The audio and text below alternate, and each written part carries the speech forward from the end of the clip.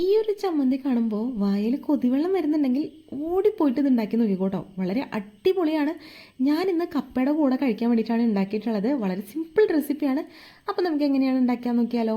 ആദ്യം തന്നെ കുറച്ചധികം ചുവന്നലെടുത്തിട്ടുണ്ട്. ഒരു 10-15 ഉണ്ടാവും. തൊലിയൊക്കെ കളഞ്ഞ് വൃത്തിയായി കഴുകിയതിന് ശേഷം ഒരു മിക്സിയുടെ ജാറിലേക്ക് ഇട്ട് കൊടുക്കുക. ഇതിലേക്ക് നല്ല എരിവുള്ള ഒരു 10 ചൂര്യമുളക് കൂടി ചേർത്ത് കൊടുത്തിട്ടുണ്ട്. അതുപോലെ തന്നെ ഒരു നീളത്തിലുള്ള പച്ചമുളകും ഒരു നെല്ലിക്ക വലുപ്പത്തിൽ പുളിയും ആവശ്യത്തിന് ഉപ്പും കൂടി ചേർത്ത് കൊടുത്തിട്ടുണ്ട്. ഇനി വെള്ളമൊന്നും ചേർക്കാണ്ട് തന്നെ മിക്സിയുടെ ജാറിൽ ഇതൊന്ന് അരച്ചെടുക്കാം കേട്ടോ. പണ്ട് നമ്മൾ അമ്മിയിലൊക്കെ ഇട്ട് ഒതുക്കിയെടുക്കുകയാണ് ചെയ്യാറുള്ളത്. ഇപ്പോൾ അമ്മിയമ്മ കഴുകാനും ഉണ്ടാക്കാനൊക്കെ ഭയങ്കര മെനക്കെടാണ്. അതുകൊണ്ട് മിക്സിയുടെ ജാറിലിട്ട് ചെറുതായിട്ടൊന്ന് കറക്കിയെടുത്തതാ ഇതുപോലെ ആവട്ടോ. ഇനി എന്തുട്ടാ, നമുക്കിതിലേക്ക് വെളിച്ചെണ്ണ ഒഴിച്ചു കൊടുക്കാം കേട്ടോ. നല്ല പച്ച വെളിച്ചെണ്ണ തന്നെ ഒഴിച്ചു കൊടുക്കണേ, എങ്കിലാണ് ആ ഒരു സ്മെല്ലും ആ ഒരു ടേസ്റ്റും ഒക്കെ ഉണ്ടാവുള്ളൂ. ഇനി വെളിച്ചെണ്ണ ഒഴിച്ചു കൊടുത്തതിന് ശേഷം ഇത് നല്ല രീതിയിലൊന്ന് മിക്സ് ചെയ്ത് കൊടുക്കുകയാണ്. കുറച്ചധികം വെളിച്ചെണ്ണ ഒഴിച്ചു കൊടുക്കണം, എങ്കിലാണ് എണ്ണ ഇങ്ങനെ മുകളിൽ തെളിഞ്ഞ് നിൽക്കുള്ളൂ കേട്ടോ. കഴിക്കാനായിട്ട് കിടിലൻ ടേസ്റ്റാണ്.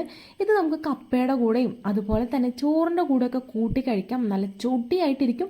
പനിയൊക്കെ പിടിച്ചിരിക്കുന്നവരാണെന്നുണ്ടെങ്കിൽ ഇതൊന്ന് കൂട്ടി കഴിച്ചാൽ മതി, പനിയൊക്കെ പമ്പ കിടക്കും. അതുപോലെ തന്നെ നല്ല ചൊട്ടിയായിട്ടിരിക്കും കേട്ടോ.